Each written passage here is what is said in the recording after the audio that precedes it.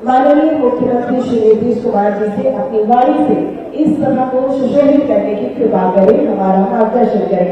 जोरदार तालियों से बच्चों हम स्वागत करेंगे माननीय मुख्यमंत्री जी का।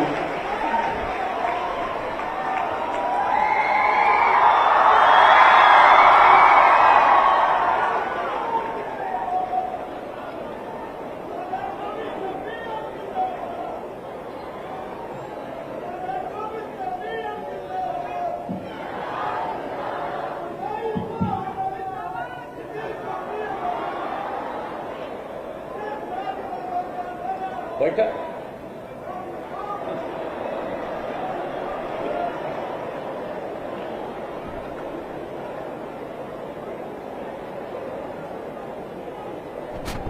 मौलाना अबुल कलाम आजाद साहब के जन्म दिवस के अवसर पर शिक्षा दिवस आयोजित होता है और उस अवसर पर इस कार्यक्रम में आप सब लोग उपस्थित हैं। मैं इसके लिए आप सब लोगों को धन्यवाद देता हूं और आज इस कार्यक्रम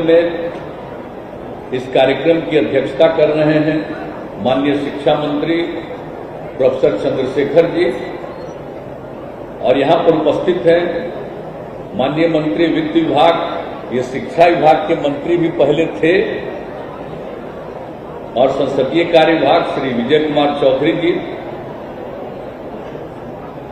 और यहां पर इस कार्यक्रम में देख रहे हैं कि एमएलसी साहब संजय गांधी जी भी देख रहे हैं और एमएलसी श्रीमती कुमुद वर्मा जी भी हैं, और यहां उपस्थित हैं बिहार सरकार के विकास आयुक्त श्री विवेक कुमार सिंह जी, शिक्षा विभाग के अपर मुख्य सचिव श्री दीपक कुमार सिंह जी, वित्त विभाग के अपर मुख्य सचिव और मुख्यमंत्री के प्रधान सचिव डॉक्टर एस सिद्धार्थ जी, पटना विश्वविद्यालय के माननीय कुलपति श्री गिरीश कुमार चौधरी जी, नालंदा खुला विश्वविद्यालय के माननीय कुलपति श्री केसी सिन्हा जी, शिक्षा विभाग एवं राज्य परियोजना निदेशक बिहार शिक्षा परियोजना परिषद के सचिव श्री असंगवा चुबा आबू जी, माध्यमिक शिक्षा के निदेशक श्री मनोज कुमार जी, उच्च शिक्षा के निदेशक प्रोफेसर डॉक्टर रेखी कुमारी जी, बिहार राज्य शिक्षा शोध एवं प्रशिक्षण परिषद के निदेशक श्री संजय आर जी, प्राथमिक शिक्षा के निदेशक श्री रवि प्रकाश जी, शिक्षा विभाग के विशेष सचिव श्री सतीश चंद्र झा जी, यहां पर जिनकी बात आप सुन रहे थे प्रसिद्ध पत्रकार जनाब दारेन साहिबी साहब, और इस कार्यक्रम में उपस्थित सभी शिक्षा विभाग के पदाधिकारीगण, सभी कर्मीगण और यहां पर उपस्थित छात्र छात्राएं, विशिष्ट अतिथिगण, प्रिंट एवं इलेक्ट्रॉनिक मीडिया के पत्रकार मित्रों, छायाकार बंधुओं, बहनों एवं भाइयों, आप सबको मालूम है कि आज शिक्षा दिवस के अवसर पर इस कार्यक्रम को आयोजित किया जा रहा है। हम लोगों ने तो इसकी शुरुआत 2007 में कर दी थी, कहीं नहीं था पहले, और बिहार में ही हम लोगों ने सबसे पहले इसकी शुरुआत की मौलाना अबुल कलाम आजाद साहब के जन्म दिवस के अवसर पर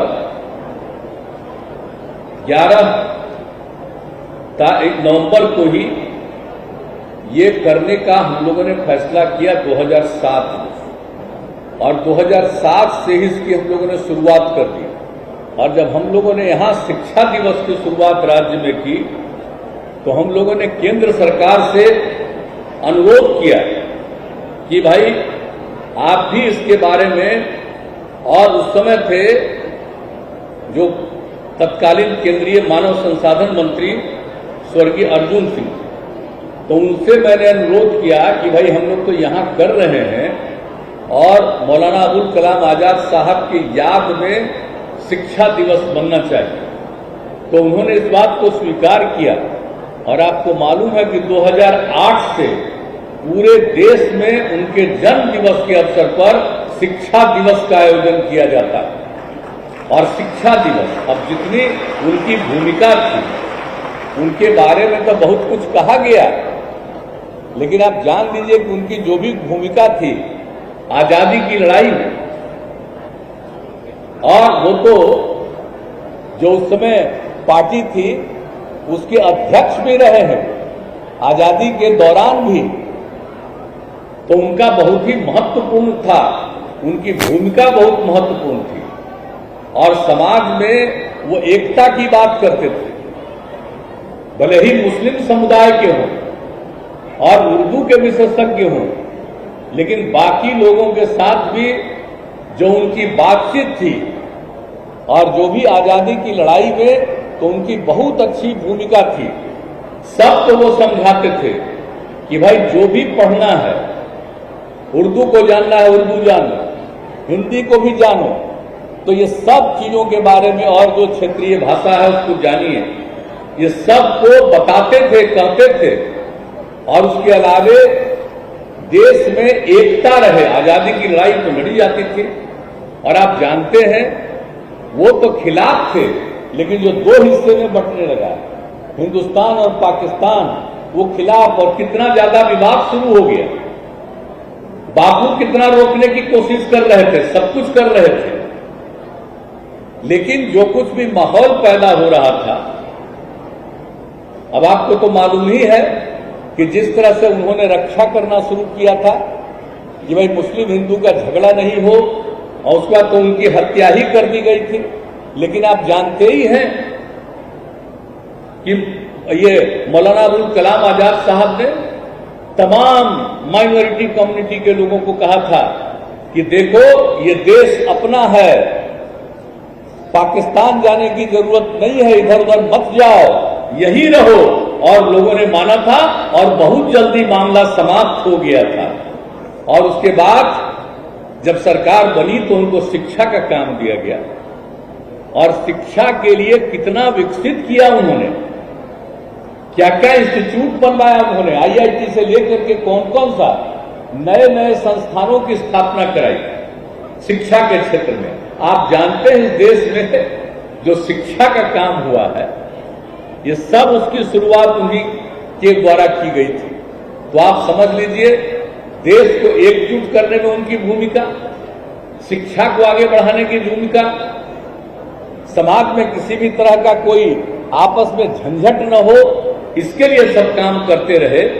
लेकिन इतना दिन बीत गया साहब, और क्यों नहीं लोग सोचा था कि जब इतनी बड़ी भूमिका है और देश की आजादी की लड़ाई में इतनी बड़ी भूमिका थी अबुल कलाम आजाद साहब का, तो उनके भी जन्म दिवस के अवसर पर होना चाहिए था। तो इसीलिए, और ये मांग होती रहती थी, लेकिन जब हम लोगों को यहाँ काम करने का मौका मिला उसी समय किया। और बड़ी खुशी की बात है कि 2008 से ही पूरे देश में भी होने लगा। और इस अवसर पर शिक्षा के क्षेत्र में, अब आपको मालूम ही है ना कि हम लोग को इनके नाम पर शिक्षा दिवस का आयोजन 2007 में जो शुरू किया, तो हम लोग को जब 5 में मौका मिला, तो आप सोच न लीजिए कि 6 से पढ़ाई को कितना बढ़ाने के लिए, किस तरह से पढ़ाई को और आगे बढ़ाया जाए। लड़कियां कितना कम पढ़ती थी, और एक एक चीज का आकलन और अध्ययन करा करके हम लोगों ने कहा कि लोगों को पढ़ना चाहिए, पढ़ाई होनी चाहिए, शिक्षकों की बहाली होनी चाहिए, और नए नए संस्थानों की स्थापना होनी चाहिए, इंस्टीट्यूशन बनना चाहिए, सब कुछ होना चाहिए। तो ये सब काम करवाया गया था। अब आप सोच लीजिए कि एक एक चीज के बारे में हम लोगों ने पूरा का पूरा काम किया। और आपको मालूम है कि जो हम लोगों ने शिक्षा का दौर था तो उसमें पता किया कि भाई कोई स्कूल जाता ही नहीं है, और खैर 5वां क्लास के बाद तो कोई आगे नहीं जाता था। लड़कियां तो बिल्कुल नहीं जाती थी। अब यहां पर देख करके लड़कियों को मुझको कितनी खुशी होती है, और उस समय लड़कियां कितनी कम थी,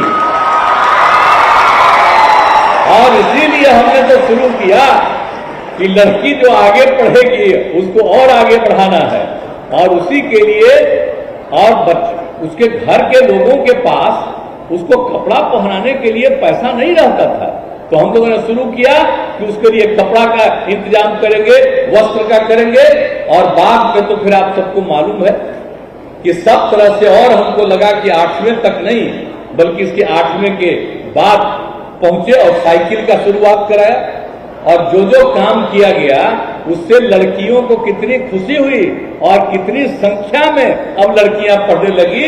अब मैट्रिक की परीक्षा होती है तब लड़का लड़की बराबर, और यहां पर का कार्यक्रम देख रहे हैं, यहां भी लड़का लड़की बराबर, कुछ लड़की क्या है, तब ये खुशी की बात है।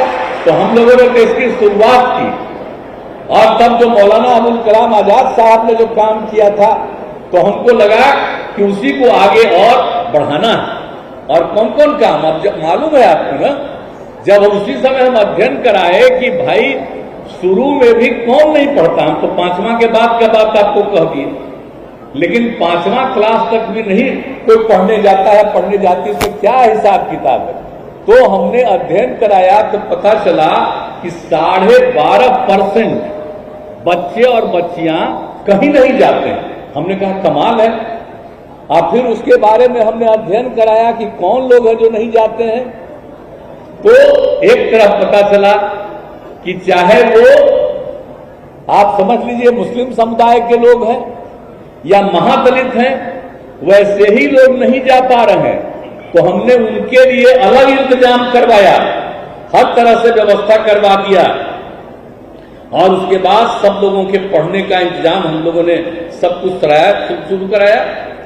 तो इस तरह से एक एक काम जो शुरू करा दिया, लोग आगे तक नहीं पढ़े थे तो उनको कुछ पढ़ा उढ़ा करके फिर आगे के क्लास में एडमिट कराया, और उसके बाद तो अब सिलसिला जारी हो गया है, अब उसकी नौबत नहीं है।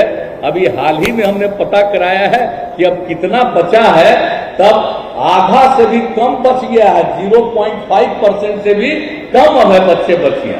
लेकिन हमारी कोशिश है कि एक भी बच्चा बच्ची बचे नहीं, सब के सब पढ़ने के लिए जाए और आगे पढ़े, और ठीक से पढ़ाई हुई और शिक्षकों की बहाली की गई। अब शिक्षक का तो हम बढ़ाते चले जा रहे हैं। अब आजकल हम कहीं भी जाते हैं तो याद रखिएगा आप लोग, कल भी हम कहीं गए तो कुछ लोग खड़े थे कि जल्दी बहाली होना चाहिए, तो हमने कहा कि अरे जल्दी बहाली होगा, चिंता मत करो। तब आप लोग भी देख लीजिए कि जल्दी से जल्दी और शिक्षकों की बहाली हो जाए, और ज्यादा जितने भी स्कूल और बनाने हैं, अब उसके लिए तो हम लोगों ने कर ही दिया ना भाई कि सबको पढ़ाएंगे, सबको पढ़ाएंगे। तब तो जो कुछ भी किया, एक और सर्वे हमने कराया 12/11/12 में हमको पता चला कि ये कितना महत्वपूर्ण चीज है कि साहब जो हम लोगों के यहाँ प्रजनन दर बढ़ा हुआ है, आबादी कितनी बढ़ी हुई थी, देश में कहीं इतनी आबादी नहीं जितनी आबादी बढ़ती थी। जब हम लोगों ने काम शुरू किया तो उस समय था एक ही परिवार का, पति पत्नी का, और एवरेज पूरे बिहार में मिलाकर के 4.3 था। अब उसके बाद उसका अध्ययन हुआ कि अगर पति पत्नी में पत्नी मैट्रिक पास है तो देश भर का प्रजनन दर 2, और बिहार में भी अगर लड़की महिला मैट्रिक पास है तो उसका भी प्रजनन दर, जो पत्नी मैट्रिक पास है उसका भी 2, और उसके अलावे 12वीं कक्षा तक भी, इंटर तक का भी पढ़े हुए हैं, तो देश भर का था प्रजनन दर 1.7, और बिहार का था कि अगर महिला इंटर पास है और तब उसका प्रजनन दर मिला 1.6। कितनी खुशी हुई कि अब प्रजनन दर कम करने के लिए हम सब लड़की को इंटर तक पढ़ाएंगे, तभी जाकर के देश का ही हाल। अब उसके इंटर तक पढ़ाने के लिए और लड़कियों की सुविधा के लिए कितना इंतजाम करवाए हैं, आपको पता ही न है कि हम तो सब कुछ करते ही रहते हैं। अब एक बार तो हमने शुरू किया था 18 में मुख्यमंत्री कन्या उत्थान योजना, जन्म से लेकर के स्नातक शिक्षा तक पढ़े, उसके लिए हमने इंतजाम किया था कि हर लड़की को 54,100 रुपया दिया जाएगा। अब बाद में उसको बढ़ा करके हमने कर दिया है, अब 94,100 रुपया हो गया है कि पूरा का पूरा खूब पढ़े, आगे बढ़े। तो इस काम में हम सब लोग लगे हुए हैं। अब यही सब की बात है, तो इसलिए इन सब बातों को ध्यान में रखना है और पूरा का पूरा हर तरह से जो बात हुआ है, तो आप समझ लीजिए कि जो हमने आपको बताया था कि जो कुछ भी इसकी स्थिति आई और जो प्रजनन दर की बात हमने कही, जो उस समय 4.3 था, अब घटते घटते प्रजनन दर पहुंच गया है बिहार में 2.9 पर। और इसीलिए हम चाहते हैं कि खूब लड़कियां पढ़े, और जब लड़कियां पूरा पढ़ लेगी तब जाकर के प्रजनन दर 2 से भी नीचे जाएगा बिहार का, और तब कोई इस तरह से ज्यादा नहीं होगा। तो हम बच्चे रहेंगे, खूब बढ़िया से आगे बढ़ेंगे, उसकी भी तरक्की होगी, सब पढ़ेगा और खूब आगे बढ़ेगा।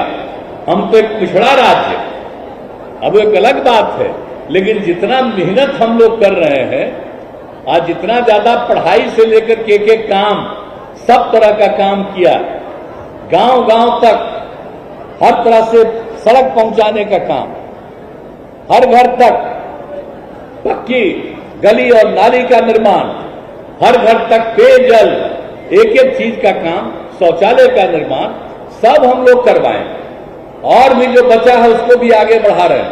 तो ये सब काम तो हम लोग कर रहे हैं और करते रहेंगे, इसमें कोई शक नहीं है।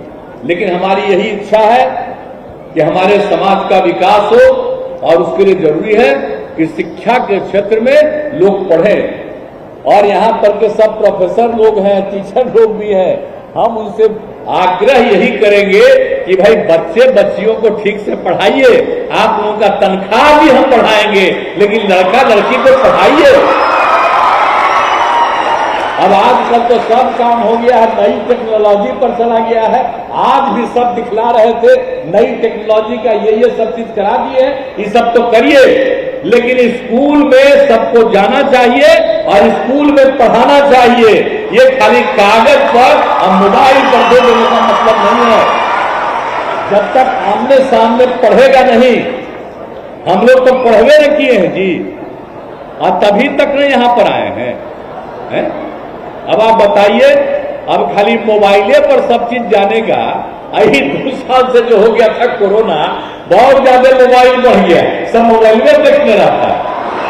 अरे मोबाइल देखो, कोई मतलब नहीं, लेकिन आपस में बातचीत करना, पढ़ना लिखना, यह भी जरूरी है। अभी हमारे जितने नेता लोग बैठे हुए हैं, सब मोबाइले में रखते हैं। और हम पहले जब हम एमपी थे और केंद्र में मंत्री थे, तब मोबाइल का इस्तेमाल करते थे, और जब हम देखे कि लोग अब उसी में फंस गया है, हम तो मोबाइल छोड़ दिए, हम छोड़ दिए। हम के भाई जब तक लोग खाली इसी पर खाली काम करिएगा, कि इसके अलावे भी और चीज होना चाहिए। जो बढ़ा है नई टेक्नोलॉजी, उसको पर भी ध्यान दीजिए, उसको भी सीखिए, जानिए, लेकिन मौलिक चीज को भी जानना जरूरी है। एक एक चीज को समझना बहुत जरूरी है। तो ये सब चीज तो करना ही चाहिए। तो इसके लिए हम सबसे आग्रह करेंगे, शिक्षक से, शिक्षिकाओं से, सबसे कहेंगे, लड़के लड़कियों को खूब प्रेम से पढ़ाइए, और जब पढ़ाइएगा बहुत अच्छा होगा, और नहीं पढ़ाइएगा तो मतलब कुछ होगी। अब हमने तो कह दिया है मंत्री जी को भी, और इनको भी हमने कह दिया कि जरा देख लीजिए, जो अगर नहीं स्कूल में पढ़ाते हैं निकलवा दीजिए उनको, छोड़िए नहीं। और जब अगर पढ़ा देंगे तो उनको और ज्यादा दीजिए पैसा, ताकि खूब बढ़िया से पढ़ा दें। ये बहुत जरूरी है, एक एक चीज को देखना। अरे पढ़ाइएगा तभी ना। अब पहले कितनी बहाली थी, अब हम लोग कितने लोगों को शिक्षक और बहाल कर रहे हैं, और आगे करेंगे। अब कितना कॉलेज, कितना यूनिवर्सिटी बढ़ाए, हर तरह का काम हम लोग कर रहे हैं। तो इसीलिए कर रहे हैं। और आपको पता है ना कि जो भी हम लोगों का बजट होता है सरकार का, उसका सबसे बड़ा खर्चा शिक्षा के क्षेत्र में जाता है। ये मालूम है ना? कहिए कै परसेंट हो गया? 25% ना? हाँ, तो हम तो चाहते हैं 25% तक करना, लेकिन ये कर 21 तक हो गया है। हम तो 25% तक कर देंगे ताकि शिक्षा खूब हो, और स्वास्थ्य के लिए भी हम लोग करते हैं। तो ये सब चीज तो जरूरी है ना जी। और बुनियादी चीजों के बारे में जितना हो, तो जितनी भी बात है, और आपस में झगड़ा नहीं करना चाहिए। किसी भी धर्म के लोग आपस में होना चाहिए। और अब आप देखते न हैं, पहले कहता था लड़की का अलग पढ़ाई और लड़का का अलग पढ़ाई। हम तो इंजीनियरिंग कॉलेज में थे, लड़की पढ़ती ही नहीं थी, ये तो लड़की नहीं पढ़ती थी। आज जब हम लोगों से रिलेटेड कोई परिवार के आ जाती थी तो सब खड़ा होकर देखने लगता था। इतना कम कोई होता नहीं था। उसी समय हम लोगों ने कहा कि ना लड़की को पढ़ना चाहिए। अब इंजीनियरिंग कॉलेज में भी लड़की अब पढ़ रही है ना। अब हमने तो कर दिया कि मिनिमम 1/3 लड़की का होना चाहिए, मिनिमम 1/3। तो सब तरह से कर रहे हैं, इंजीनियरिंग, मेडिकल, सब चीजों में हम लोग करवा रहे हैं ताकि ज्यादा से ज्यादा पढ़े। और जब सब पढ़ेंगी तो कितना अच्छा होगा। और लड़की और लड़का दोनों पढ़े रहेंगे, और लड़की पढ़ी रहेगी, तेरे बाल बच्चा तो सबसे ज्यादा आप जानते ही है, जो जन्म होता है बच्चा, तो जो बच्ची और उसका भरोसा किस पर रहता है? सबसे ज्यादा मां पर रहता है भरोसा। इसलिए वो अगर पढ़ी रहेगी, खूब ज्ञानी रहेगी, तो बच्चे और बच्चियों को कितना ज्यादा सीखेगा, वो सब कितना बढ़िया से सीख लेगा। तो इसलिए बहुत जरूरी है। इसलिए शिक्षा का विकास जो हम लोग करना चाहते हैं, और जितना भी काम किया है, और एक एक चीज के बारे में अब जरा जान लीजिए। अब ये जो हम लोगों ने मौलाना अबुल कलाम आजाद साहब का किया, अब इसके पहले मालूम है ना, बापू का जब बनाए थे हम लोग, 100 साल पहले आए थे यहाँ 1917 में, और उसी समय से हम लोगों ने 2017 में जो यहाँ बनाया था, और उसी समय जो तय किया था कि बच्चे और बच्चियों को बापू की पाती हम लोग पढ़वाएंगे। इधर देख लीजिए, ये बापू की पाती है, ये तीसरे से लेकर के 8वें तक के बच्चे बच्चियों को दिखाया जाता है, दिया गया है, ताकि बापू के बारे में एक एक चीज को जानिए और सब चीज को समझिए कि क्या खासियत है। ये सब हम लोग उनके बारे में दिए हुए हैं। और उसी तरह से एक था मोहन, ये 9वें से लेकर के 12वें तक के लिए हम लेते आए हैं किताब। भूलिएगा मत, खाली आज के दिन आप को याद रखने के लिए पढ़िएगा जरूर, तब न जानिएगा बापू का। और सब लोगों को हम लोगों ने करा दिया। और उसी तरह से जब हम लोगों ने इनका शुरू किया तो हम लोगों ने क्या कहा था 18 में ही हमने कहा कि उनके नाम पर भी होना चाहिए। जैसे हम बापू के नाम पर करते हैं, वैसे मौलाना आजाद के बारे में भी सबको जानना चाहिए। पढ़ेगा और एक एक व्यक्ति को ज्ञान होगा, सब कुछ को जानेगा। तो ये लोग 19 से ही इसकी भी शुरुआत हो गई। देख लीजिए मौलाना आजाद की कहानी। अब ये भी अब आप ध्यान रखिएगा। और हमने कहा कि सुबह में जब बच्चे आते हैं, जब पहला बार होता है पाठ, तो उसी समय बताना और इनके बारे में भी बता देना। वहां एक एक चीज की बात की जरूरत है। सब कुछ को जानेगा तभी जानेगा। और तभी कभी देश में लोग झगड़ा पैदा करना चाहते हैं, कोई झगड़ा पैदा नहीं होगा अगर बापू के बारे में जानेगा और मौलाना अबुल कलाम आजाद साहब के बारे में जानेगा। कभी झगड़ा उगड़ा नहीं करेगा, आपस में प्रेम और भाईचारे का माहौल रहेगा। इसलिए हम इस सब चीज को चाहते हैं। तो आप लोग इस सब चीज को पढ़िएगा ना भाई, पूरा बुलंद रहिएगा ना। हाथ बाबा, चलो बहुत बहुत धन्यवाद। इस काम को करिए। और हमको जो कुछ भी करना है, एक एक चीज को आपको मालूम है ना भाई, कि आखिरकार जब हम कहे थे तो उसमें स्वर्गीय अर्जुन सिंह जी ने हमारी बात मान ली थी। जब इनका भी हो गया, उस समय मंत्री वही थे, मान लिए थे। और इनका भी 2008 में हुआ। और उनके बारे में एक बात बता देना आपको और जरूरी है कि साहब हमने कहा था कि बिहार में भी आईआईटी बनना चाहिए, तो वो भी अर्जुन सिंह जी को जो हमने कहा था वही इसको स्वीकार किए थे और मेरे कहने पर अब बिहार में भी आईआईटी बना। अब 500 एकड़ जमीन दिए, सोच लीजिए आईआईटी भी बन रहा है। एनआईटी तो बनवाइबे किए थे, हम इंजीनियरिंग कॉलेज में पढ़ते ही थे, तो बहुत पुराना इंजीनियरिंग कॉलेज था, तो उस समय तो हम केंद्र में मंत्री थे, श्रद्धेय अटल जी को भी हमने कहा था और सब लोगों का उस समय जो कुछ भी था, और उस समय जो हम मंत्री थे मुरली मनोहर जोशी जी, हम कभी भूल नहीं सकते हैं। माननीय मुरली मनोहर जोशी जी को भी हमने कहा कि अरे भाई हम वही न पढ़े हैं, उसको नहीं बनाइएगा। देख बाकी देश में बना था कई जगह, विशेष तौर पर उसके लिए अलग से कैबिनेट भी आया केंद्र में, स्वर्गीय अटल जी ने भी इसको स्वीकार किया और एनआईटी भी बना था। तो हम लोग तो सब चीज कराते ही रहते हैं। अब आईआईटी वाला किसी को मालूम है कि कैसे बनवाए थे, भूलते जा रहा है, सब चीज भूलते जा रहा है। अब आप लोग नई टेक्नोलॉजी ला रहे हैं ना, तो नई टेक्नोलॉजिया में पुराना जितना काम किया गया है उसको भी उसमें डलवा दीजिए, ताकि बच्चे और बच्चियों को मालूम हो कि कौन सा स्कूल बना, कौन सा कॉलेज बना, कौन सा इंस्टीट्यूशन बना। ये सब चीज को लोग जानेंगे तो बहुत अच्छा रहेगा। और पुराना जो बापू के बारे में, मौलाना आजाद साहब के बारे में जितनी बातें कही, उन सब चीजों को उसके माध्यम से भी, इनको तो पढ़वाना भी है, लेकिन उसको भी नई टेक्नोलॉजी में डलवा दीजिए। नहीं तो आजकल दिल्ली में जो लोग हैं वो नई टेक्नोलॉजी पर अपना ही बात खाली रखवाना चाहते हैं। आजादी की लड़ाई से कोई लेना देना नहीं रहा, तो आजादी की पुरानी चीजों को भूल जाएंगे क्या लोग।